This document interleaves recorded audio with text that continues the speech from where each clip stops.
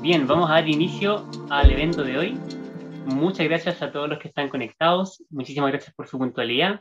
También muchas gracias a María Esperanza C. Sepúlveda de INE Quilamapu, que nos acompaña hoy como expositora, y a Simón Navarrete de ANASAC, que también nos acompaña como expositor.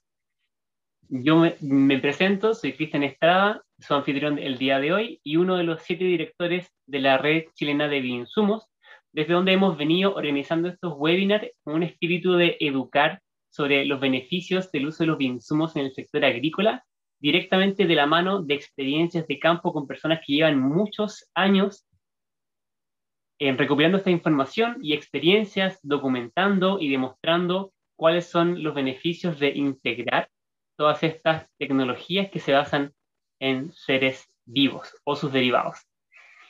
Para los que se suman por primera vez, los invito a ver las otras charlas en nuestro canal de YouTube, en donde hemos segmentado en 2 grandes temas. Hoy estamos terminando con el primer gran tema, que es control biológico, en donde la primera charla fue enfocada en control biológico con artrópodos, la segunda fue enfocada en control biológico con bacterias, y la de hoy va a estar enfocada en control biológico con hongos. Dicho esto, también los invito a revisar nuestro sitio web www.bioinsumos.cl para que se enteren más de lo que estamos haciendo. Tenemos las definiciones de bioinsumos también para los que recién se conectan con estos temas y están descubriendo y autoeducándose sobre los bioinsumos en el sector agrícola. Ahí van a poder encontrar más información, así como empresas que ya están ofreciendo tecnologías y que cuentan con experiencias en Chile. Para hoy tenemos 2 presentadores con una tremenda experiencia, así que voy a dar paso a la primera expositora, a quien voy a presentar antes de darle el micrófono. Ella es María Esperanza Sepúlveda, es ingeniero agrónomo y ha trabajado con hongos entomopatógenos desde el año 2007 junto a INE Quilamapu en Chillán. Entre sus líneas de investigación se destaca el desarrollo de tecnologías para el control biológico mediante el uso de hongos entomopatógenos, lo que la ha llevado a convertirse hoy la encargada de producción de hongos entomopatógenos en BioINEA, la nueva unidad de transferencia de productos tecnológicos de INEA para el sector agrícola. Muchas gracias, María Esperanza, por estar aquí. Muy bienvenida. La pantalla y el micrófono son todos tuyos. Muchas gracias, Cristian, por la invitación a los amigos de la red de bioinsumos, que hace ya un tiempo no nos podemos ver directamente, pero las tecnologías nos permiten vernos a distancia. Muchas gracias a quienes organizan estas interesantes actividades que nos permiten justamente acercar nuestras líneas de trabajo. Así que, como bien decía Cristian, voy a contarles acerca del control biológico de plagas utilizando hongos entomopatógenos. ¿Me pueden confirmar si se ve correctamente la pantalla primero? Sí, se ve perfecto. Listo. Entonces comenzamos. Bueno, los hongos entomopatógenos. Esto puede sonar de repente un poco complicado, un poco lejano, pero aquí vamos a ver dentro de qué está inserto todo este tema.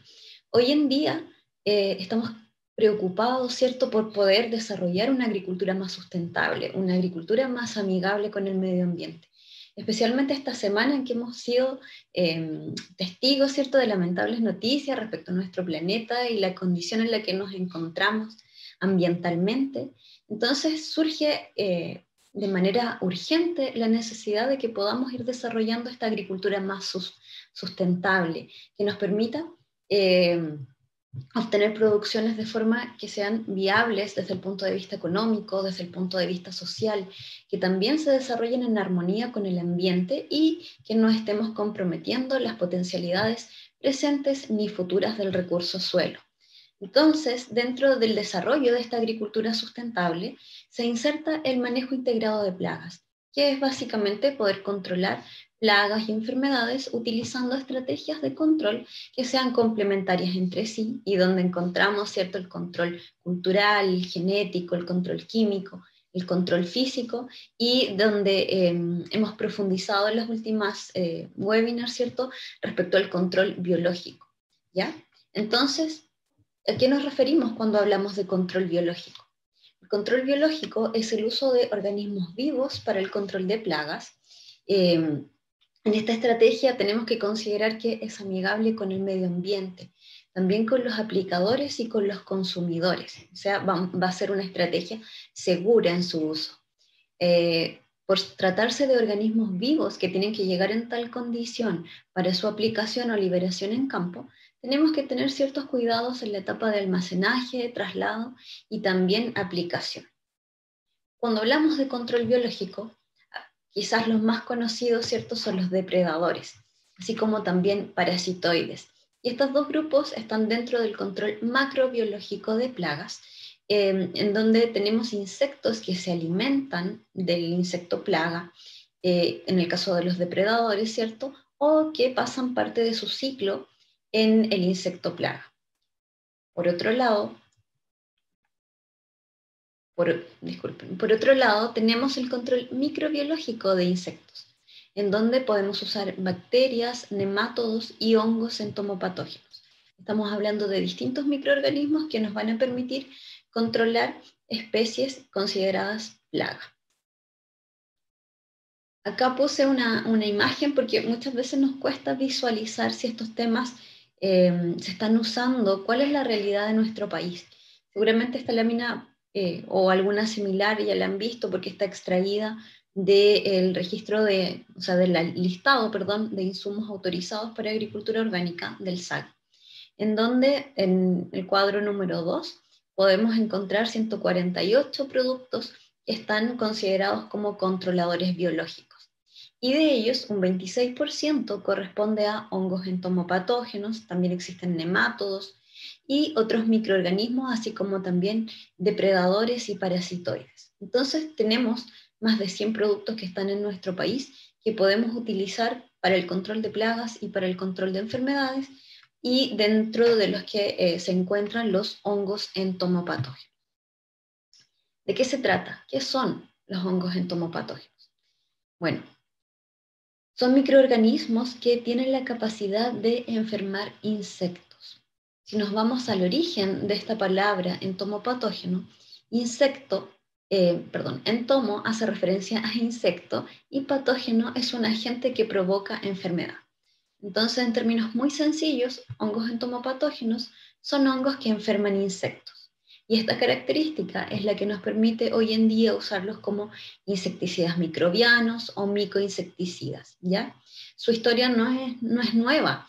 Se reporta desde la época del cultivo o la producción de gusanos de seda para la elaboración de este tipo de telas. En ese momento se empezaron a presentar algunas larvas enfermas, crianzas enfermas, ¿cierto? Y al aislar el microorganismo, al observar, se trataba de hongos entomopatógenos, en ese caso causando un problema. Sin embargo, años posteriores, y de la mano de Louis Pasteur, estos microorganismos toman más importancia, se proponen ya como un uso para la agricultura, y luego tienen un mayor desarrollo, ¿cierto? Casi al mismo tiempo que en la época de la Revolución Verde. Sin embargo, el desarrollo de productos químicos dejó en segundo plano el desarrollo de estos productos en base a microorganismos. Y hoy en día han tomado nuevo realce, ¿cierto? Mucha más importancia, justamente porque buscamos el desarrollo de esta agricultura más sustentable. ¿Cómo son los hongos entomopatógenos? Ya les decía que son microorganismos. Su estructura básica son las hifas, que son filamentos microscópicos, y el conjunto de hifas va a dar lugar al micelio. Esto ya nosotros lo podemos observar. Yo siempre doy el ejemplo de una naranja o un cítrico que tengamos en nuestra casa y van pasando los días, ¿cierto? Vamos a ver cómo se forma el micelio en su superficie. Estamos hablando de otro tipo de hongo, pero las estructuras son las mismas. Y luego vamos a ver que ese micelio va a ser cubierto por una apariencia, unas estructuras que le dan apariencia de polvo, ¿cierto? Y esto corresponde a conidias. Son un tipo de esporas que son la estructura de propagación y de infección en el caso de los hongos entomopatógenos, ¿ya? Entonces las estructuras básicas de estos hongos entomopatógenos serían las hifas, el micelio y las conidias. ¿Por qué es importante conocerlas y tenerlas claras? para que podamos ir entendiendo el ciclo y cómo es que actúan estos microorganismos, cómo es que se hace una aplicación, por ejemplo, o cómo se hacen las evaluaciones. ¿Cómo actúan los hongos entomopatógenos? El ciclo comienza con la adhesión de estas conidias, sus estructuras de propagación, que están contenidas en la mayoría de los productos en base a hongos entomopatógenos. Esto se prepara siguiendo las instrucciones, en cada uno de los casos podrían variar, pero esto es lo que se aplica, ¿cierto? Las conidias del microorganismo que van a entrar en contacto con la cutícula del insecto, y en esta etapa empieza la producción de algunas enzimas, principalmente lipasas, que van a permitir justamente esta adhesión, van a relacionarse con la primera capa de lípidos que tiene la cutícula de los insectos, y la conidia va a quedar ahí fuertemente adherida, se forma una capa mucilaginosa también que va a ir degradando esta cutícula. Pero todavía el insecto no ha tenido ningún efecto y continúa la siguiente etapa, que corresponde a la germinación. Estas conidias, dependiendo de condiciones ambientales como temperatura y humedad, van a germinar. Y esto ocurre sobre la cutícula. Vamos a ver cómo crece o se forma un tubo germinativo a partir de esta conidia, y en algunos casos se forma una estructura un poco más especializada, que es el apresorio, que ayuda, ¿cierto?, a este proceso de adhesión. Todo esto sigue ocurriendo en la cutícula del insecto. Pero para que el insecto logre enfermarse, ¿cierto?, y continuar el proceso del hongo entomopatógeno, necesitamos que ocurra la siguiente etapa, que es la penetración. En este momento, el hongo que ya germinó va a continuar produciendo enzimas. En este caso, las que vendrían posterior a las lipasas, ¿cierto?, son proteasas y quitinasas, que van a ir degradando las distintas capas de la cutícula del insecto. Y aquí también van a ocurrir distintas reacciones a nivel del insecto, tratando de defenderse de esta enfermedad. Incluso algunas que nosotros vamos a poder observar, como la melanización, en donde ocurren zonas de necrosis para intentar, en términos simples, bloquear el avance de esta enfermedad, de esta hifa que se está introduciendo, pero la verdad es que el hongo es capaz de continuar su crecimiento y llega efectivamente al hemocele, al interior del cuerpo del insecto. Y aquí ya empieza el ciclo independiente de las condiciones ambientales, empieza realmente la enfermedad en el insecto. Durante la etapa de penetración nosotros vamos a poder observar algunos signos en el insecto. Producto de la melanización podríamos notar principalmente en larvas cambios de coloración, zonas más oscuras, ¿cierto?, que vemos acá, zonas necrosadas, producto justamente de este proceso de melanización. Con la ayuda de la microscopía electrónica podemos observar también estos orificios de entrada formados por las hifas que les explicaba yo, que van a ir produciendo estas enzimas que van a degradar la cutícula del insecto. Y acá vemos cómo la cutícula se ha ido degradando, producto también de esta acción enzimática, lipasas, proteasas y quitinasas. En términos generales, esos son los tres grandes grupos de enzimas que producen los hongos entomopatógenos. Ahora, los tipos de cada uno, las cantidades, va a ir variando entre las distintas cepas y las distintas especies de hongos entomopatógenos.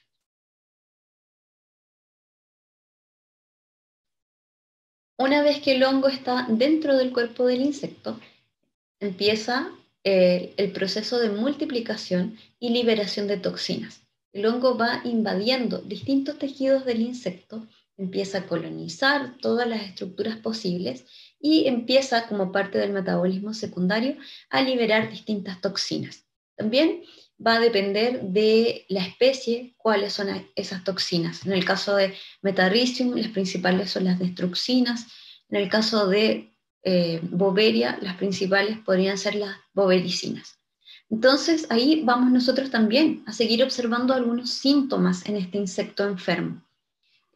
Acá a la izquierda vemos la imagen de un insecto, un gusano blanco, ¿cierto? Muy conocido por nosotros, no de manera positiva, porque es una plaga importante, ¿cierto?, en praderas, en cereales, en frutales menores, en berries.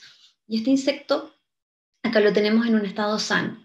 Y acá las dos imágenes de la derecha lo tenemos ya parasitado por el hongo, en donde vemos que hay cambios en su coloración y también hay cambios en su comportamiento. Las toxinas que el hongo libera va a generar distintos efectos porque va a actuar sobre el sistema nervioso, sobre el sistema excretor del insecto, también va a alterar sus movimientos y como consecuencia el insecto va a dejar de alimentarse, va a dejar de reproducirse en el caso de los insectos adultos y sus movimientos también van a ser descoordinados, va a haber una alteración en el movimiento normal, tanto en adultos como en larvas. Luego, estas toxinas van a continuar actuando, ¿cierto? Y vamos a tener la muerte del insecto. Acá tenemos este gusano blanco sano, ¿cierto? Que tiene una tonalidad, incluso una especie como de brillo, ¿cierto? Cuando uno los manipula también tienen una consistencia bastante particular. Y este es un insecto sano.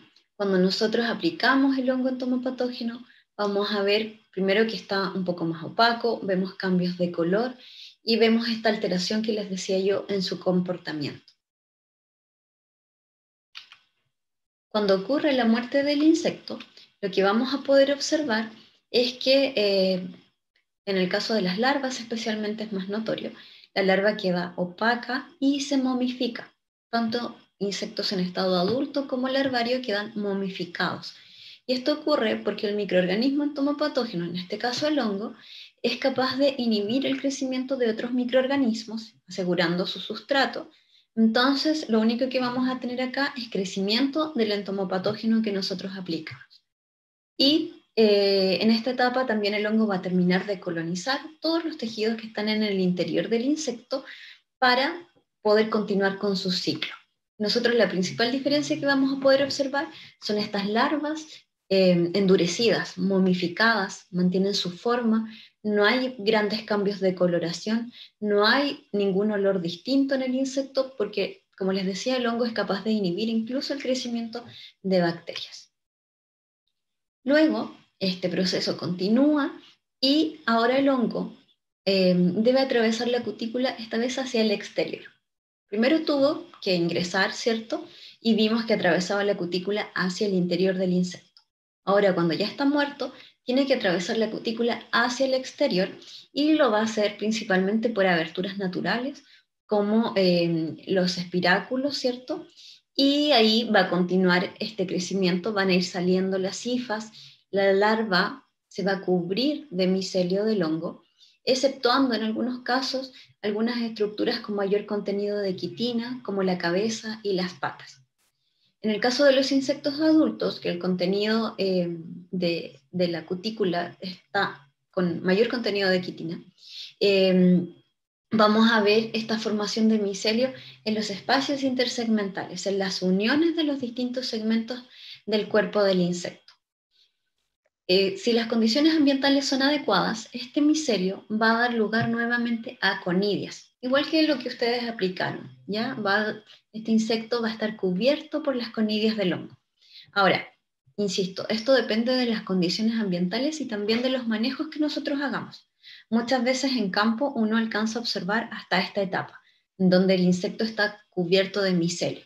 No alcanza a observar la esporulación.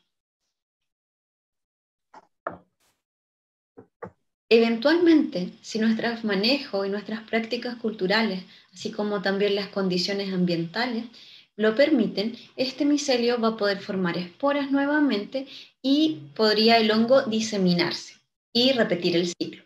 Pero les insisto que eso va a depender de una serie de factores.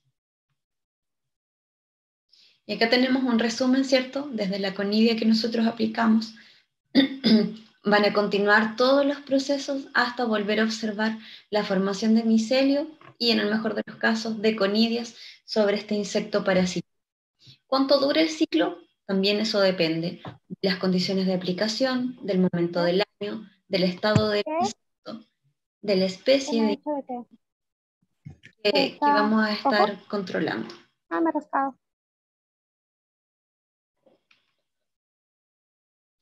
Acá vamos a revisar un video brevemente, a ver si me resulta.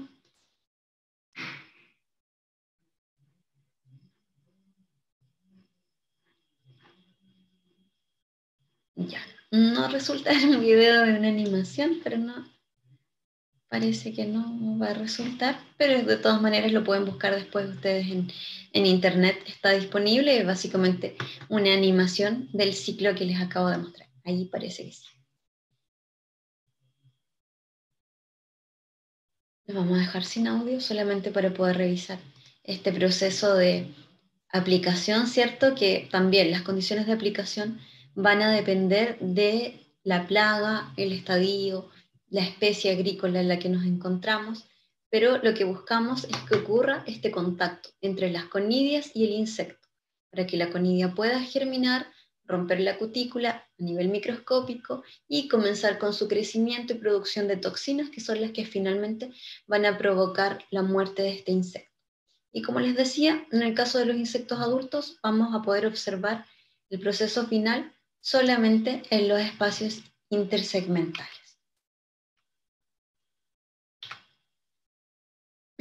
¿Cuáles son algunas de las ventajas del uso de hongos entomopatógenos? Son específicos. Yo les decía que la producción de enzimas está íntimamente relacionada con la especificidad de las cepas. No todas las cepas van a controlar todos los insectos y eso también se asocia a la definición de los controladores biológicos que tienden a ser mucho más específicos. No son tóxicos ni contaminantes. Esa misma especificidad nos da la ventaja de que no vamos a estar afectando otro tipo de organismo. Obviamente hay que hacer todas las pruebas respectivas que nos aseguren eso, pero en términos generales no son microorganismos que vayan a producir toxicidad a los aplicadores ni al ambiente. Y dado su ciclo de desarrollo y de infección, hay una baja probabilidad de aparición de resistencia. Hay una serie de enzimas, como veíamos, toxinas, modos de ingreso que tiene el hongo, que hacen que esta aparición de resistencia tenga una baja probabilidad. Algunas desventajas, o más que desventajas, consideraciones en el uso de estos microorganismos, bueno, son sensibles a condiciones climáticas. Muchas veces cuando uno aplica un hongo entomopatógeno ve un material particulado o peletizado y le da el trato igual que a un producto químico. Ahí hay que tener mucho cuidado porque no debemos olvidarnos que se trata de organismos que están vivos. Por lo tanto, tenemos que cuidar de condiciones climáticas extremas. Temperaturas muy altas, radiación solar van a afectar este tipo de microorganismos y lo complicado es que nosotros no nos vamos a dar cuenta. Entonces vamos a estar aplicando quizás un producto que por un mal manejo durante el almacenaje o el traslado o incluso la aplicación puede que no esté viable al momento de que nosotros lo necesitemos actuando. Entonces tenemos que tener siempre claro que estos microorganismos son sensibles a las condiciones climáticas. Por lo mismo, requiere también mayores cuidados en la etapa de almacenamiento, de traslado y, como les decía yo, de aplicación. Si nosotros lo comparamos también con un producto químico, su acción es más lenta, porque requiere el desarrollo de todo este ciclo que revisábamos, porque también depende de condiciones ambientales, de que se encuentre con la plaga. No olvidemos que los hongos entomopatógenos no son microorganismos móviles, entonces tenemos que generar una muy buena estrategia de aplicación para que el insecto se pueda encontrar con las estructuras del hongo y desarrollar el proceso infectivo. Un poco de nuestra historia como INEA en el trabajo con hongos entomopatógenos. A fines de los 90 se comienza una prospección y colecta a lo largo de Chile que nos permite hoy en día contar con más de 900 cepas de hongos entomopatógenos que se almacenan en el Banco de Recursos Genéticos Microbianos ubicados en Iñaquilamapu, en Chillán. De esta gran colección podemos ver que predominan cepas de Metarrhizium anisopliae, ¿ya? Que son estas conidias de color verde, verde olivo, con una forma ovalada, alargada, y por otro lado tenemos un gran grupo de cepas de Boveria, que son conidias de color blanquecino, de menor tamaño, redondas o esféricas, y acá tenemos el mismo insecto, cabrito de la frambuesa, Aegorrhinus superciliosus, parasitado, como vemos acá, ¿cierto?, por una cepa de Metarrhizium, en donde ocurre lo que yo les señalaba hace un momento. El micelio y las conidias del hongo las vamos a poder observar en las uniones de los distintos segmentos. Acá entre la cabeza y el tórax, entre el tórax y el abdomen, o entre los distintos fragmentos de las patas. Y acá podemos observar la aplicación de Boveria y el resultado final, ¿cierto?, con este insecto parasitado. Otras consideraciones que hay que tener presentes cuando queremos usar o queremos estudiar los hongos entomopatógenos es que existe variabilidad, una variabilidad morfológica, incluso a nivel de especie. Podemos encontrar variaciones en cuanto a las dimensiones, más que nada de las conidias. También hay variabilidad fisiológica. ¿Cuáles son los óptimos en cuanto a temperatura, pH, cómo crecen los distintos ambientes o los distintos medios de cultivo? No es lo mismo para todas las cepas. Y lo importante desde el punto de vista práctico es que también hay una variabilidad patogénica. Por lo tanto, tenemos que evaluar cuál es el nivel de control que vamos a obtener con las distintas cepas. Y aquí hay algunos ejemplos de eso, en donde tenemos distintas cepas de Metarrhizium anisopliae, de distintos orígenes, ¿cierto?, distintas procedencias, todas de nuestro país, y que fueron cultivadas en distintos medios. PDA, agar saborau, un agar enriquecido con larvas de Galeria melonella, y otro enriquecido con adultos de Aegorrhinus superciliosus. Podemos ver, ¿cierto?, distintas formas de crecimiento, distintas tasas de crecimiento que dieron lugar a colonias de distintos diámetros. También la esporulación es muy distinta en cada uno de estos casos, tanto para la misma cepa en distintos medios de cultivo, como para un mismo medio de cultivo. Si lo vemos acá en la vertical, ¿cierto?, un mismo medio de cultivo va a generar distintos tipos de crecimiento para distintas cepas. Y una misma cepa va a responder distinto a cada medio de cultivo. Eso a nivel de laboratorio es muy interesante, pero en la práctica esto se traduce en que también puede darse esta variabilidad patogénica que nos obliga a realizar screenings, a realizar estos procesos de selección de cepas para determinar cuál es la patogénica para determinada plaga. Usando esas mismas cepas, nosotros evaluamos la aplicación para el control de adultos de Aegorrhinus superciliosus, en donde vemos distintos niveles de control, ¿cierto?, dependiendo de cada cepa, siendo esta QM430 la que alcanza los mayores niveles de control. Acá tenemos otro ejemplo de algunas de nuestras investigaciones a lo largo de todos estos años, en donde trabajamos con una especie muy distinta a la que revisábamos recién. Trabajamos con mosquita blanca algodonosa, en un screening que probó 106 aislamientos, de los cuales 68 correspondían al género Boveria, 34 a Metarrhizium y 4 a Paecilomyces. Y de ellas, solo un 26% de las cepas tuvo un nivel de control superior al 50%. Si eso lo llevamos a gráfico, nos podemos encontrar con esto. Cepas con distintos niveles de control, en donde la investigación busca justamente poder seleccionar aquellas con los niveles de control más altos y que también permitan su masificación, eventual formulación y aplicación en campo. Entonces es un camino largo para poder llegar a generar, ¿cierto?, un producto en base a hongos entomopatógenos. Y aquí también algo mucho más resumido, pero una selección para la cepa del cabrito de la frambuesa que habíamos revisado recién, en donde podemos observar justamente esta variabilidad. No todas las cepas controlan igual los mismos insectos. Por eso es muy importante, y los agricultores ya afortunadamente tienen más herramientas para poder ellos mismos hacer sus evaluaciones en campo. Ocurre exactamente lo mismo con la mortalidad de larvas de Ilamorpha elegans, pololo dorado, en donde se evalúan distintas cepas y distintas concentraciones. En el fondo, con lo que yo quiero que ustedes se queden es que con que todas las cepas podrían tener distintos niveles de patogenicidad para distintas plagas.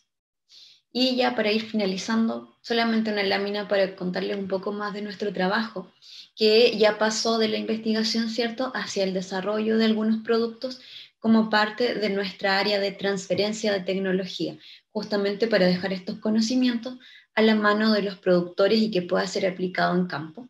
Y es así como tenemos nuestra marca Bioinia, que incluye distintos controladores biológicos, dentro de los que destacan los hongos entomopatógenos, donde tenemos distintas alternativas para el control de plagas, principalmente plagas subterráneas que pueden estar presentes en frutales menores o en berries en nuestro país.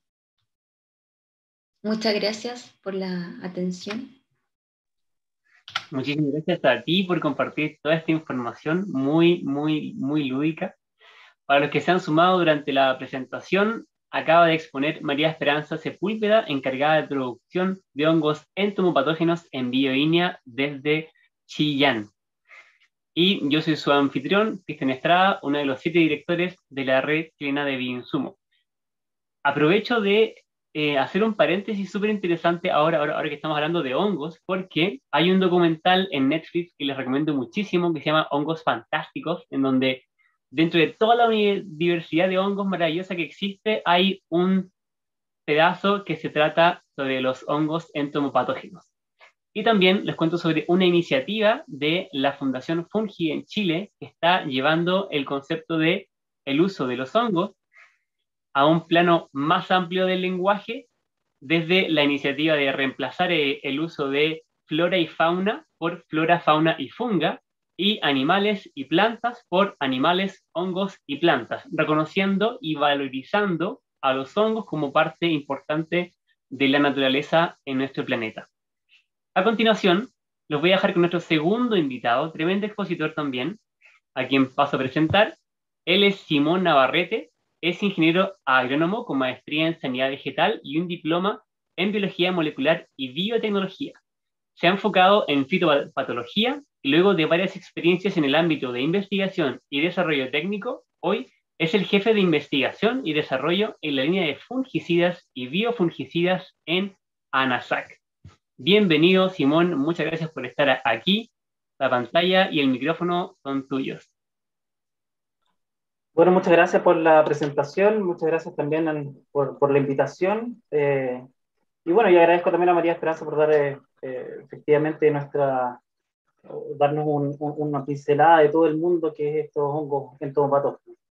En el caso mío voy a presentarles lo referente al control de enfermedades con el uso de hongos benéficos.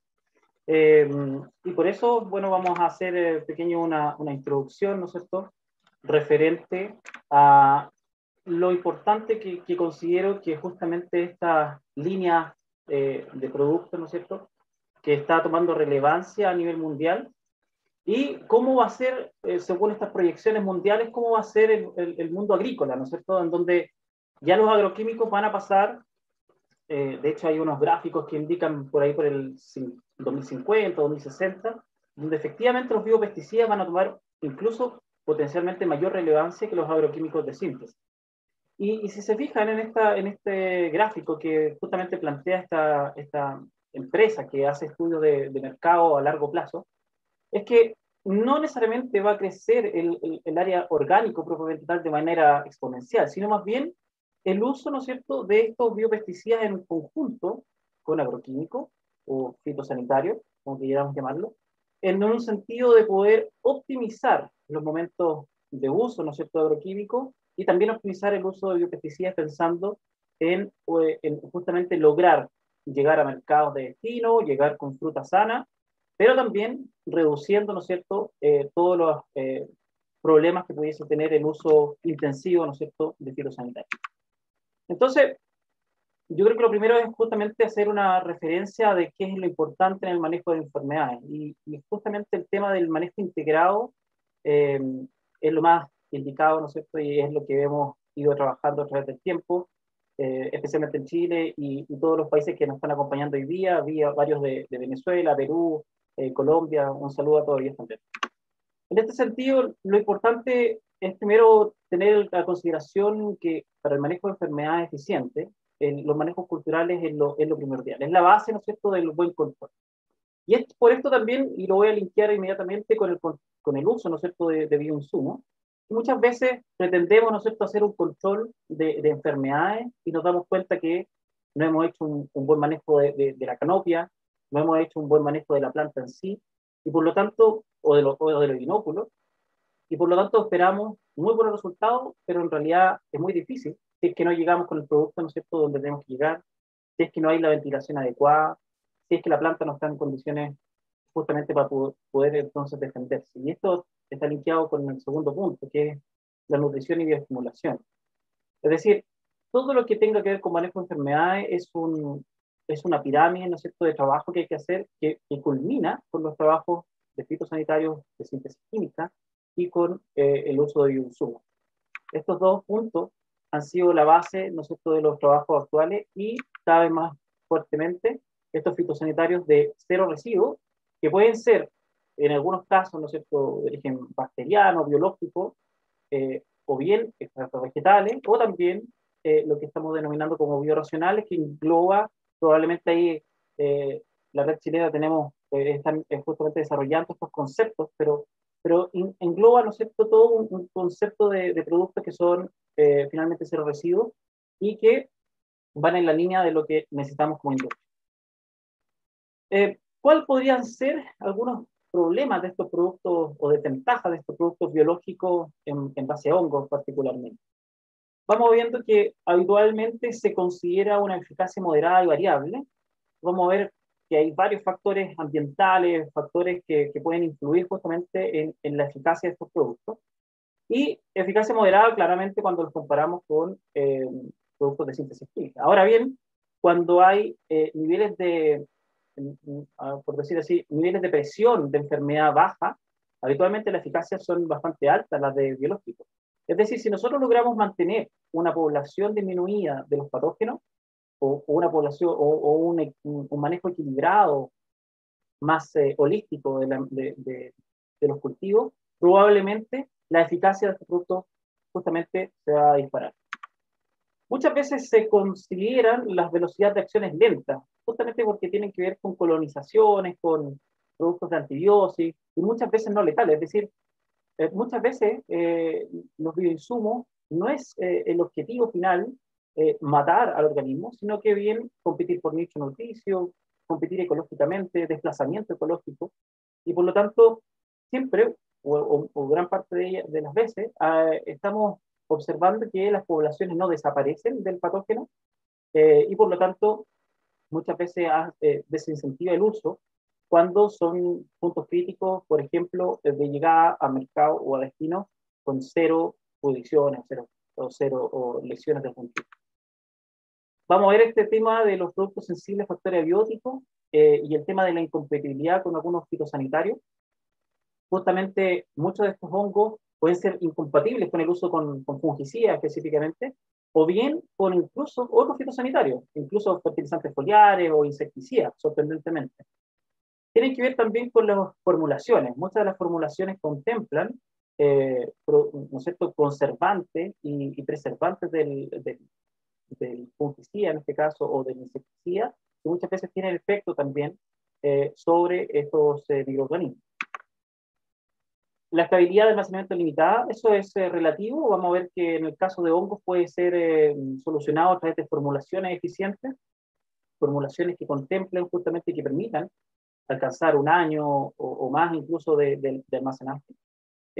Para el tema de las bacterias, probablemente vamos a ver que los bacillus pueden durar fácilmente 2 años por la capacidad de formación de estructuras de resistencia, como la endospora, pero en el caso de hongos, muchas veces el conillo o el micelio puede verse limitado a tratar de reducir su metabolismo con bajas temperaturas o con una formulación que justamente permita aquello. Algunos requieren refrigeración. Ya creo que las nuevas generaciones están justamente buscando formulaciones que permitan evitar aquello. Y este otro tema que muchas veces requiere un conocimiento adecuado del uso, del momento, y ahí vamos a ver por qué es tan importante esto para que justamente funcione. Este es uno de los temas, por ejemplo, clásicos, que puede ser una desventaja, pero también puede ser una ventaja. Hay que tomarlo de las dos formas. Por ejemplo, aquí este es un ejemplo de tricoderma, ¿no es cierto?, que fueron probadas con algún fungicida específico. Y fíjense que en este caso la placa en placa, ¿no es cierto?, se desarrolló completamente bien, esporuló, etc. Por lo tanto, estamos hablando de un producto compatible. ¿Qué nos permite esto?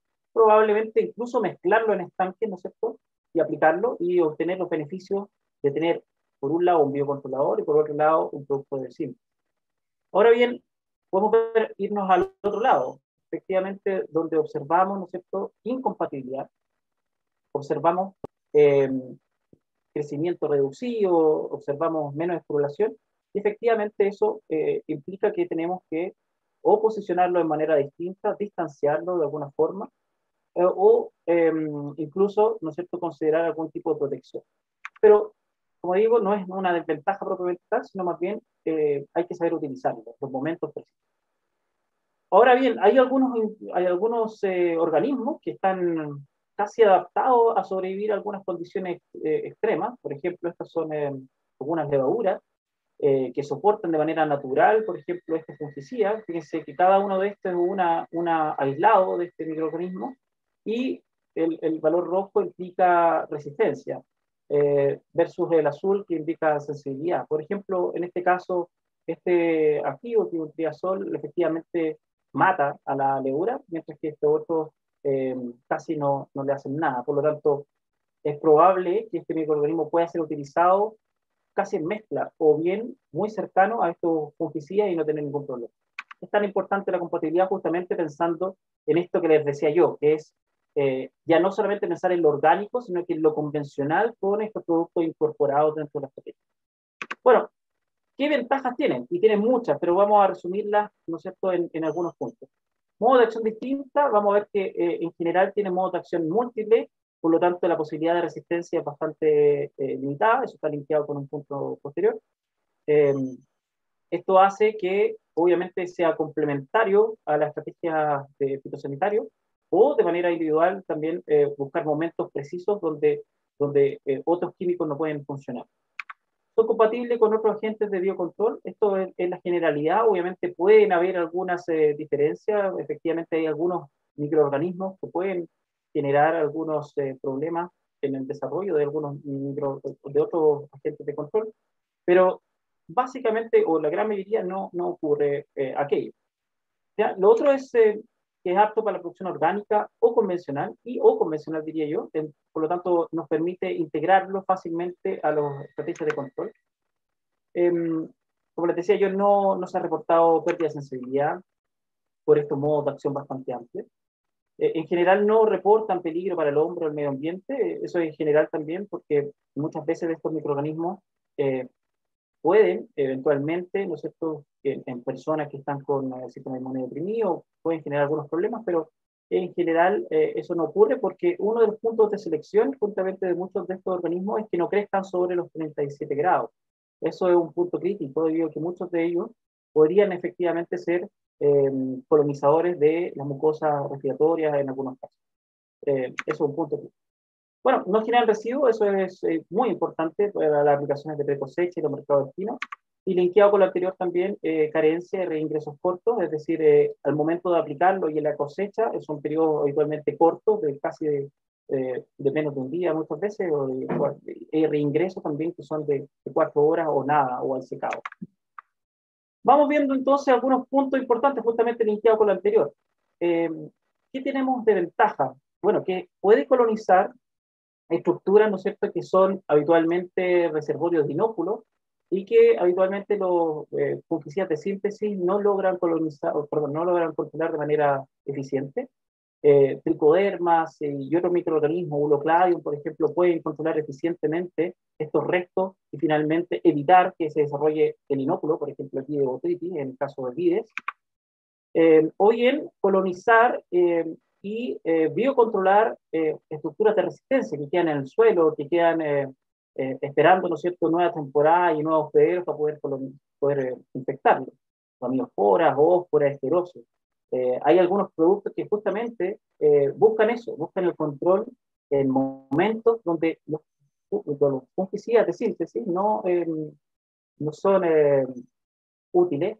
Habitualmente los fungicidas no tienen buena movilidad en el suelo, ese es otro punto, quedan adheridos a la arcilla habitualmente, o bien no pueden profundizar.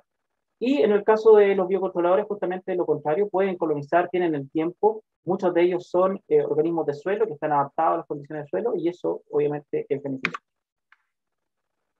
Otro punto importante, vamos a ver que hay enfermedades de difícil control, enfermedades de madera, enfermedades vasculares, ahí está el caso, no sé, Fusarium, Verticillium en kiwi, Fusarium en plátano, y Verticillium en tomate, Fusarium en tomate, y esa enfermedad de madera. Todo esto hace que existan, ¿no es cierto?, microorganismos que logren controlar estas enfermedades donde los fungicidas habitualmente no llegan o no pueden llegar de manera fácil. Los productos sistémicos obviamente existen, la mayoría de los productos sistémicos de síntesis se movilizan desde las raíces hacia la parte superior, hacia los ápices de crecimiento. Eh, eh, Al revés, es muy raro que exista, hay un par de fungicidas que sí lo hacen, pero al revés es muy complejo. En cambio, existen, ¿no es cierto?, endófitos que pueden lograr penetrar eh, y ser parte de la estrategia. Aparte, hay muchos que inducen resistencia sistémica y por lo tanto pueden controlar por esa vía también.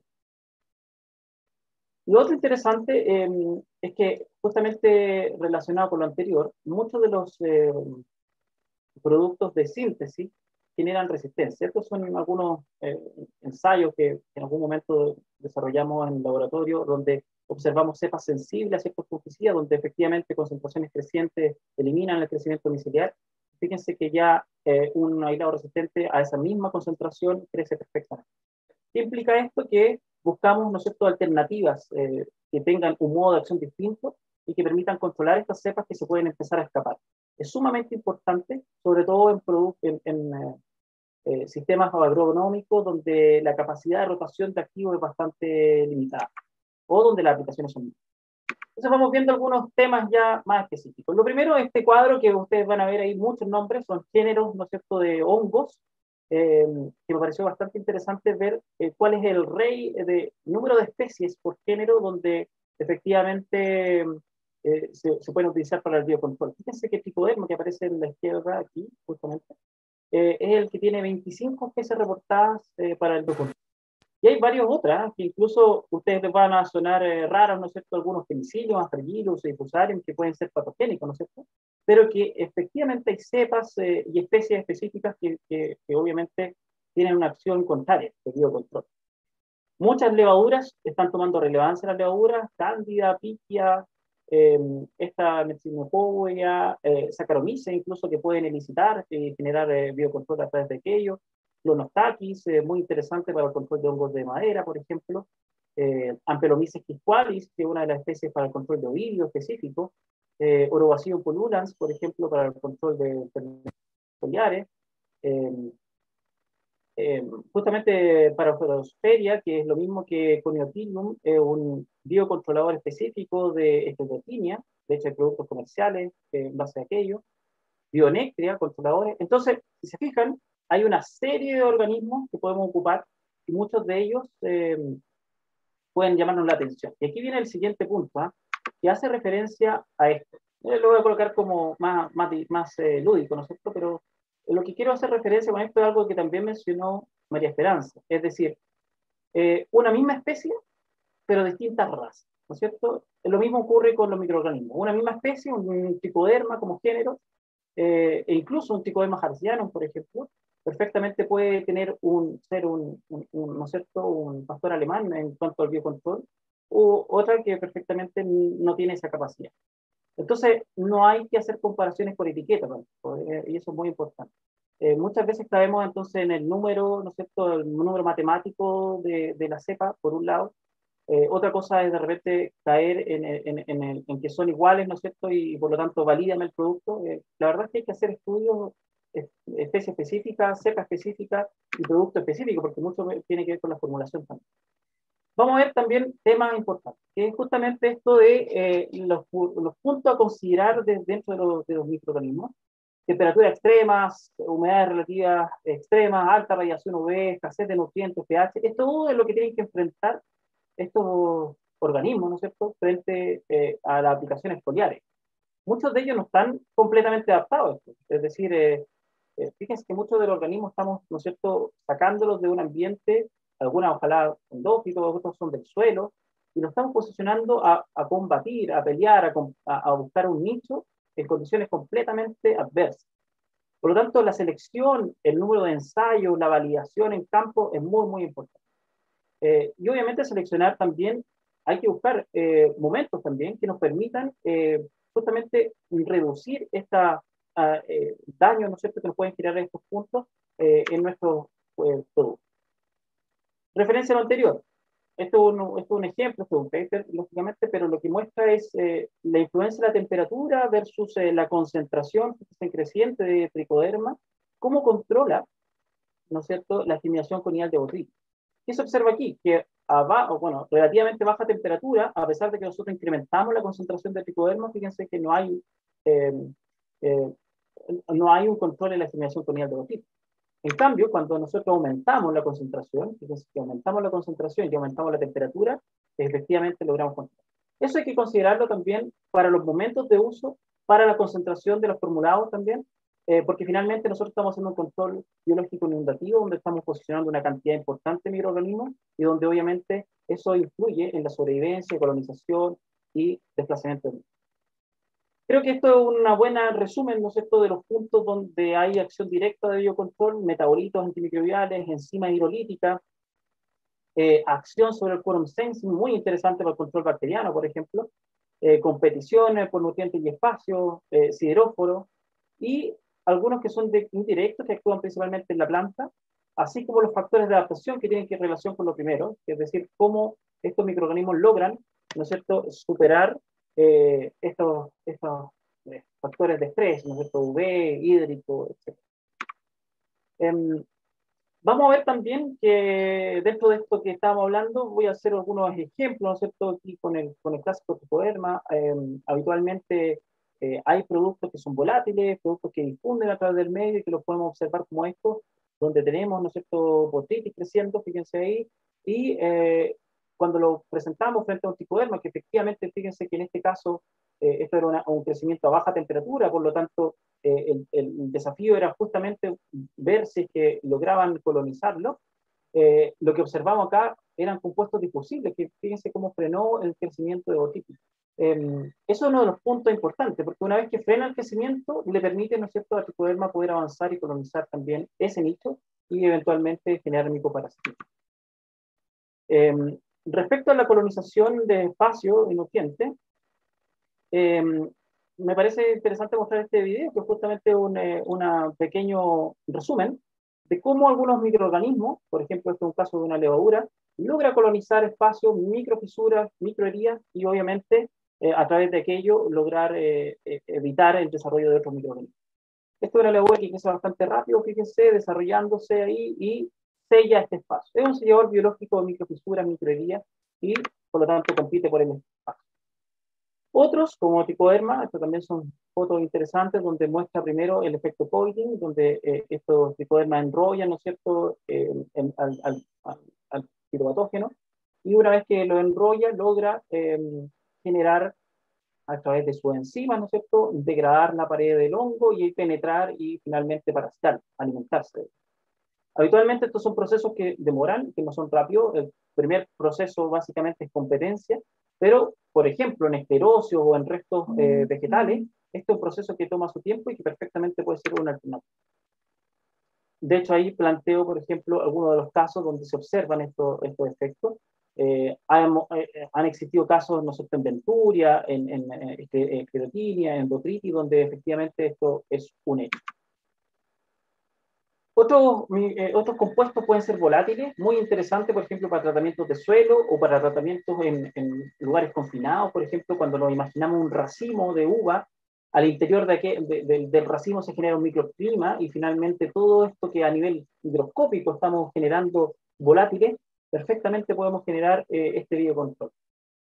Aquí lo que se observa es cómo crece de manera natural este patógeno y cuando es presentado justamente con una tricoderma, pero sin tocarlo, es decir, sin pasar al otro lado. Esto también se puede hacer con placas sin tocarse, ¿no es cierto?, con sellado, y podemos observar el mismo efecto. Fíjense que a pesar de que hay varios reportes de tricoderma, no es la misma respuesta dependiendo del aislado. Nuevamente, el tema del strain o el aislado evaluado.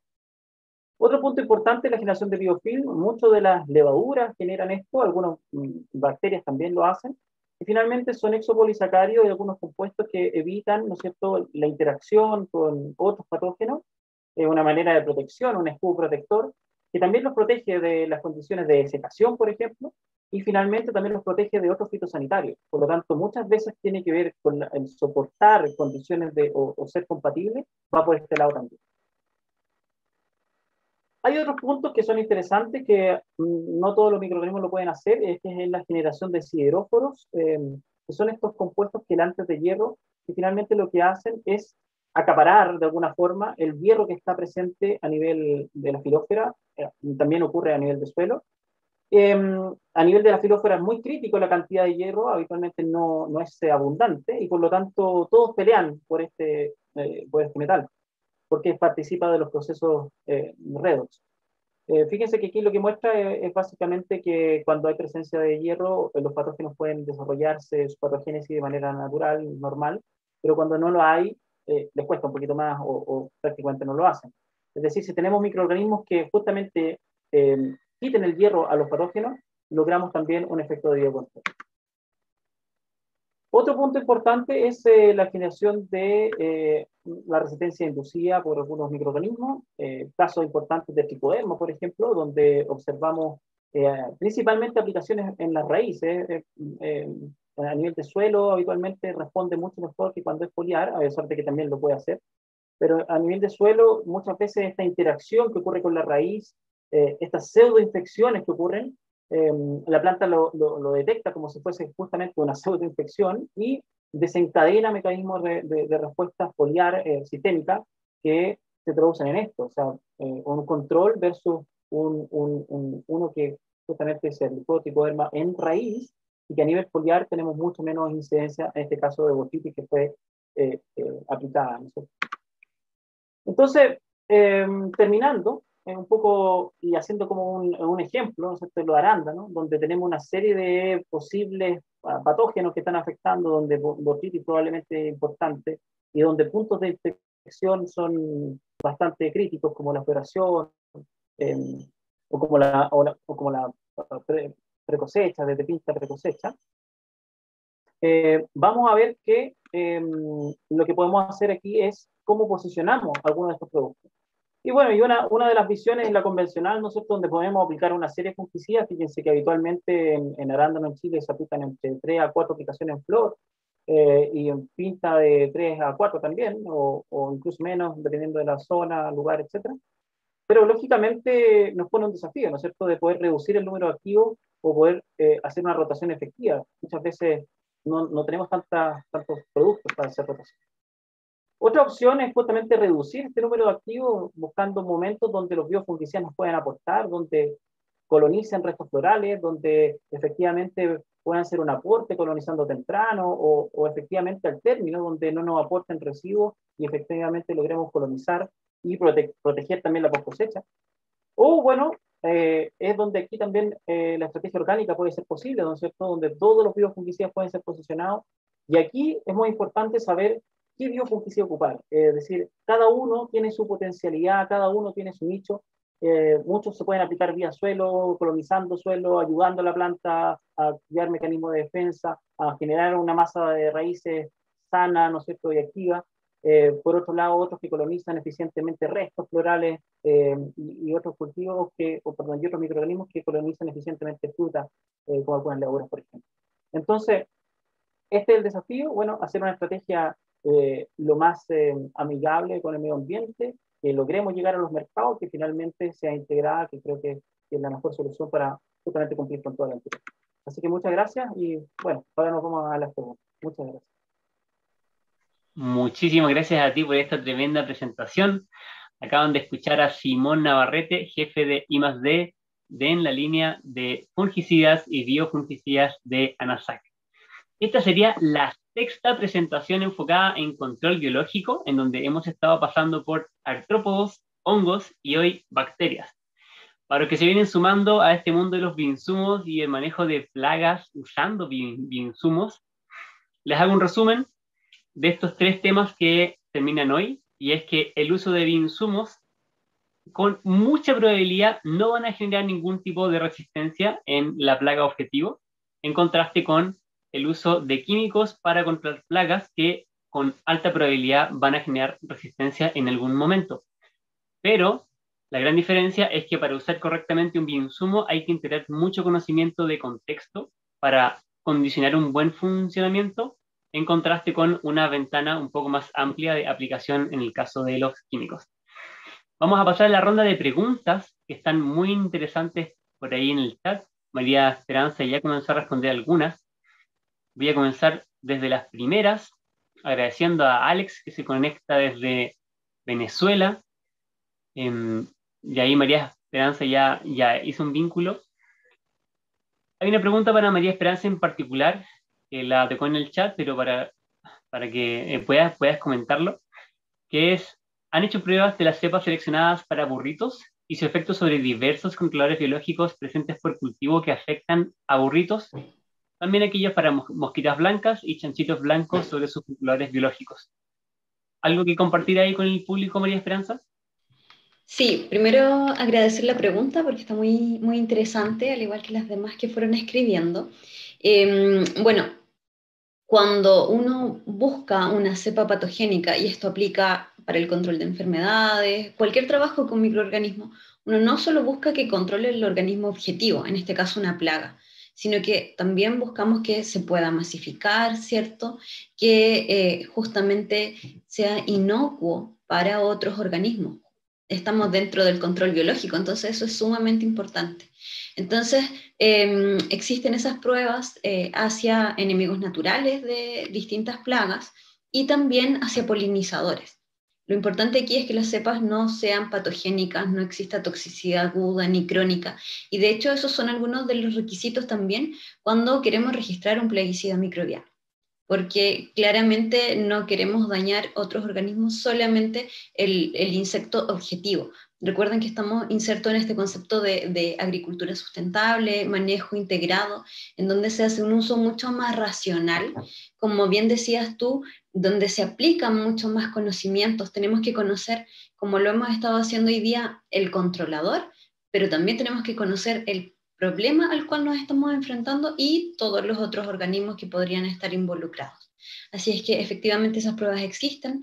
Las cepas con las que nosotros trabajamos no son patogénicas para los enemigos naturales evaluados, para las distintas plagas, ni para polinizadores. Muchísimas gracias. Esta pregunta va para ambos, comenzando por Simón. ¿Cuánto tiempo toma en verse el control biológico usando hongos? Súper buena pregunta porque es bastante variable. En general, depende del lugar de aplicación, momento de aplicación, tipo de organismo, etcétera, pero yo diría que hay algunos que colonizan más eficientemente y en algunas horas podemos desarrollar, por ejemplo, la levadura, en algunas horas podemos desarrollar colonización temprana de algunos ¿no es cierto?, de estructura. Y algunas tricodermas que efectivamente pueden demorar un poquito más, pero tampoco mucho, porque también lo que estamos pensando es que estamos inoculando con una gran cantidad también de microorganismos, y esa facilita, ¿no es cierto?, la posibilidad o la probabilidad de colonización eficiente. Habitualmente no debiese demorar más de 24 horas, 48 horas máximo, porque si no estamos perdiendo la batalla contra los patógenos que ya están en el campo, que ya están establecidos, que ya han coevolucionado con justamente los hospederos, y por lo tanto están mucho más adaptados muchas veces a eso. Entonces, tenemos que buscar justamente microorganismos que crezcan rápido y que crezcan rápido bajo distintas condiciones. Eso es lo importante. Gracias, Simón. ¿María Esperanza?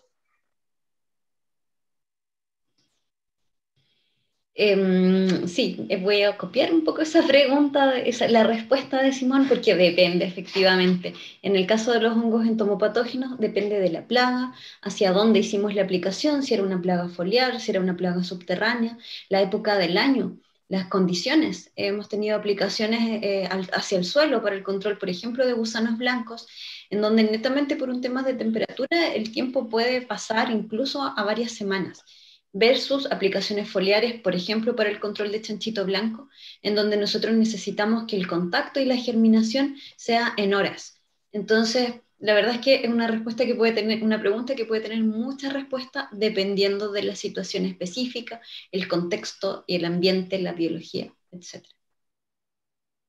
Muchas gracias, María Esperanza.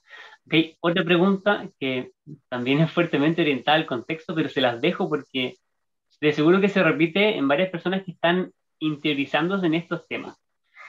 Dice, ¿estos bioinsumos tienen un tiempo de almacenamiento cuando se diluye para aplicar en campo o es necesario aplicar al instante?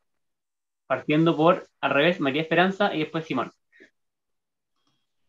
Bueno, eso depende también del microorganismo y la formulación. En el caso de los microorganismos nuestros, con los que nosotros trabajamos, se debe hacer la preparación y aplicación de inmediato. ¿Por qué? Porque se trata de conidias que pueden empezar a germinar y ese proceso nosotros buscamos que ocurra en el insecto, en la cutícula del insecto, no en una bomba ni en un estanque, porque también estaríamos dejando mucho más susceptible a las condiciones climáticas al microorganismo. Entonces, por eso también esta amplitud de conocimientos que necesitamos implica programar muy bien una aplicación, coordinarnos, evaluar las condiciones posteriores que vendrían, las aplicaciones y los manejos que necesitamos hacer justamente para que no ocurra que queda más tiempo del debido. Gracias. Simón. Sí, efectivamente es verdad. Lo ideal es realizar la aplicación lo antes posible, pensando que muchas veces los microorganismos vienen en estado endospórico, domiciliar, y o sea, como conillo, como micelio, y por lo tanto la germinación justamente es uno de los puntos críticos, ¿no es cierto?, frente a las condiciones medioambientales, es decir, la posibilidad de que una conilla que ya está pregerminada y germine y llegue a condiciones donde hay baja humedad relativa, la posibilidad de desecación y muerte es muy alta. Y otra cosa que puede ocurrir es que se puedan generar una proliferación alta y que taponee incluso sistemas de aplicación. Por ejemplo, hay algunas levaduras que pueden generar biofilm y pueden generar justamente taponamiento. O incluso los mismos microorganismos desarrollarse cuando son justamente lo que hablábamos, que tienen que crecer muy rápido. Ese es uno de los puntos importantes de colonización. Y por lo tanto, capaz que puedan justamente desarrollarse en las tuberías, en los retículos, y efectivamente taponear. Así que por ambas cosas no es recomendable. Gracias, Simón. Hay un concepto que indicaste que me gustaría que, así es un paréntesis, para explicarle a la gente que no conoce y que no es tan técnica, que no viene desde la biotecnología o quizás ámbitos tan técnicos como los de ustedes, que es biofilm. ¿Cómo podrías definir biofilm para alguien que nunca ha escuchado sobre ese concepto? Eh, Mira, finalmente son compuestos que generan distintos microorganismos, algunas bacterias, algunas levaduras, y que finalmente son compuestos que secretan, ¿no es cierto?, estos microorganismos y que hacen un cierto nivel de protección frente a las condiciones medioambientales. También son factores de patogenicidad, muchas veces también en algunas bacterias, está relacionado con ellos. Eh, pero finalmente, en estos casos de microorganismos benéficos, lo que hacen es protegerlos del medio ambiente, evitar la desecación, es decir, es una capa protectora. Eso es un biofilm. Vale, muchas gracias. Pasando a la siguiente pregunta orientada a las aplicaciones en agricultura orgánica. Dice así, ¿cómo es la compatibilidad general de hongos entomopatógenos con los cobres y azufres aplicados en agricultura orgánica? Comenzando por Simón y después María Esperanza. Bueno, ahí hicieron preguntas a hongo antropotógeno, pero lo voy a hacer también extensivo al otro, al otro hongo. Efectivamente, uno de los puntos, yo diría, críticos de la agricultura orgánica es que muchas veces se ocupan productos multisitios que matan todo, o sea, un polisulfuro, cobre, ¿no es cierto?, que en definitiva logran un control, pero también no solamente de lo malo, sino también de lo bueno. Y ahí es importante entonces justamente considerar colonizaciones posteriores, etc. Pero desde el punto de vista específico de compatibilidad con algunos productos, en base a hongos, por ejemplo, la mayoría de los cobres no tienen un efecto detrimental en los tricodermos, por ejemplo, eh, y los azufres tampoco. Nosotros hemos hecho varias pruebas con varios productos en base a tricodermas al menos y ninguno de ellos es afectado. Ahora, depende también del tipo de cobre. Hay cobres que son justamente con cargas de metálicas muy altas y que efectivamente pueden generar algo. Hay temas de pH también asociados, pero así en la globalidad no hay grandes problemas. Muchas gracias. María Esperanza. Bueno, nuestra experiencia con los hongos entomopatógenos nos indica que tenemos que alejar las aplicaciones de aquellas que usan productos con acción fungicida. ¿Ya? En el fondo vamos a estar matando nuestro microorganismo biocontrolador. Entonces la recomendación es justamente hacer una buena programación del calendario de aplicaciones que sea también compatible con el estadio de la plaga que queremos controlar para no dañar nuestro microorganismo. Muchas gracias. Acá hay una pregunta dirigida a Simón respecto de los hongos de la madera. Simón, ¿podrías referirte a alguna experiencia de hongos? Puso hongos entomopatógenos, pero de hongos y hongos de la madera, pensando en cómo reducir el riesgo. Sí, justamente los hongos de madera es uno de los puntos críticos en varios viñedos y actualmente en muchos otros cultivos. El tema es que habitualmente se ocupan en el momento de corte, en el momento de la poda, tal como estábamos hablando de esta coevolución que ocurre con los microorganismos, justamente se liberan grandes cantidades también de los patógenos que colonizan esos cortes de poda, por lo tanto hay que protegerlos. Dentro de los productos que han demostrado eficacia, los tricodermas, clonostatis, algunas levaduras inclusive, y logran finalmente, y aquí viene también hay algún tema, de algunos microorganismos que son endófitos y que permitirían justamente colonizar esta herida que se genera al momento de corte, e incluso penetrar o lograr colonizar superficialmente y por lo tanto evitar que justamente esta conía de algunos fusicococcus, de algunas botofagráceas, justamente logre colonizar y logre desarrollar la enfermedad.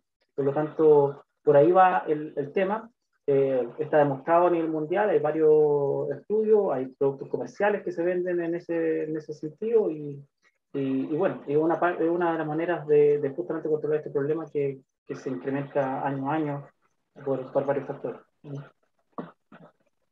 Muchas gracias. Okay, otra pregunta orientada a la toxicidad. Dice, cuando hay toxicidad de hierro, ¿se pueden usar microorganismos? Partiendo por María Esperanza y después Simón.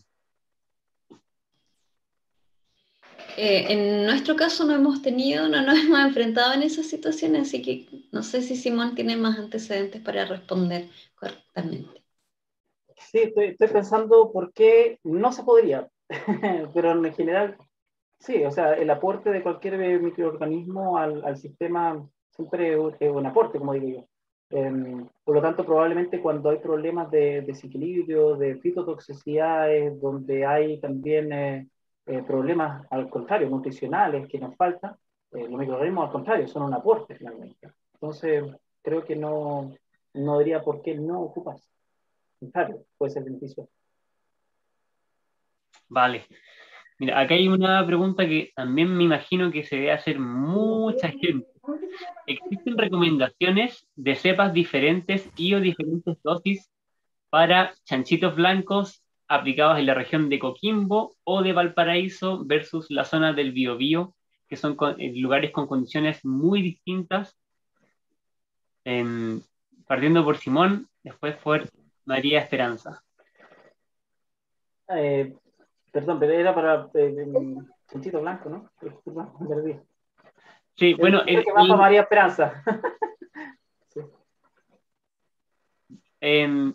Sí, quería hacer un paréntesis ahí porque siento que la pregunta se puede abordar de una forma más general respecto de la misma plaga en diferentes contextos agroclimáticos. Entonces cambia la dosis, cambia la concentración, Perfecto. el momento de aplicación. Sé que hay mucho contexto que considerar, pero para alguien que quizás tiene un huerto en la zona centro, un huerto en la región del Biobío y tiene la misma plaga, por mí no te preocupes. ¿qué podría hacer? Ya, yo lo voy a llevar entonces al lado de enfermedad. Efectivamente, es uno de los puntos críticos. Muchas veces uno trata de hacer, ¿no es cierto?, una dosis única, que incluso cuando hay productos transnacionales, lo que hace una dosis única para Argelia, para Nueva Zelanda y para Chile.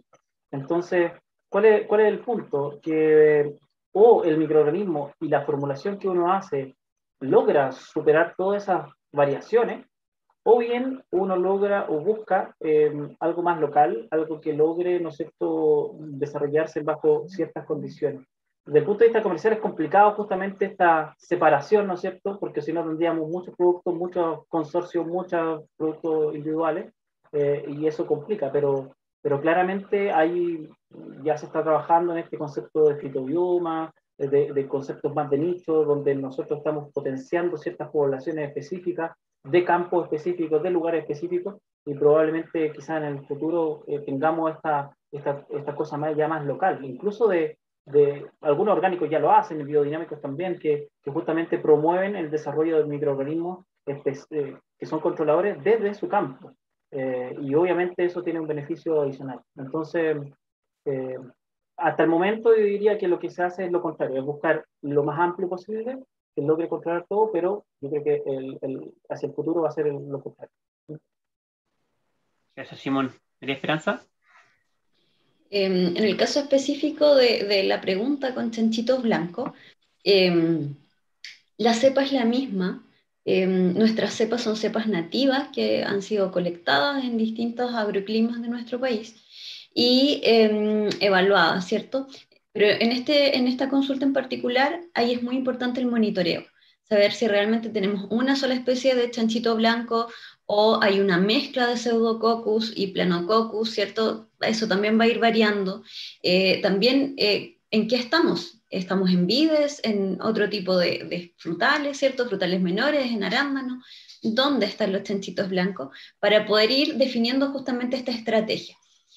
¿Cuál es la generación? Porque esta además es una plaga que tiene varias generaciones en el año y que se va moviendo dentro de la planta. Entonces, todo eso nos va a alimentar con la información que necesitamos para poder diseñar una estrategia de manejo.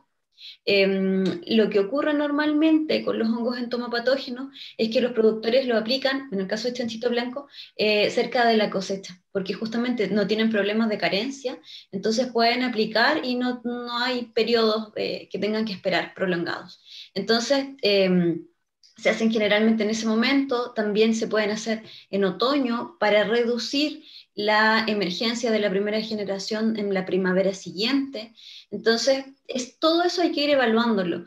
Si se va a requerir más de una aplicación, cuáles son los volúmenes con los que se va a trabajar, dependiendo del área foliar que estemos manejando, y de nuevo, de dónde se encuentra esta plaga que se va moviendo, dependiendo de la estación, de la disponibilidad de frutas, ¿cierto? Entonces, todos esos son factores que hay que ir evaluando y por eso es tan importante también el monitoreo. Muchas veces nosotros asociamos el monitoreo quizás a temas más de investigación, pero el monitoreo es importante porque me va a ir dando este tipo de información respecto a qué está ocurriendo en los huertos con las plagas y las enfermedades. Muchísimas gracias, María Esperanza. Bien, hemos llegado al tiempo de este evento. Hay un par de preguntas que se nos quedaron en el chat y invito a los que se conectaron hoy a seguir revisando lo que están haciendo desde INE Quilamapu en Biovinia, lo que están haciendo en ANASAC a través de los biofungicidas, Simón también con sus publicaciones. Les quiero también agradecer a Simón y a María Esperanza por compartir todo este conocimiento hoy con nosotros. Y les comento a los asistentes que el próximo tema es biofertilizantes de nitrógeno y el último tema sería biofertilizantes de fósforo. Hoy cerramos con la sección de control biológico. Para los que estén interesados en este tema, revisen la primera, que estuvo enfocada en artrópodos, la segunda, que estuvo enfocada en bacterias, y hoy cerramos con hongos. A nombre de la Red Chilena de Bioinsumos, les doy muchas gracias por conectarse, por interesarse en estos temas. Los invito a seguirnos y si quieren compartir la charla de hoy, a revisarla en nuestro canal de YouTube. Muchas gracias y muy buenas noches.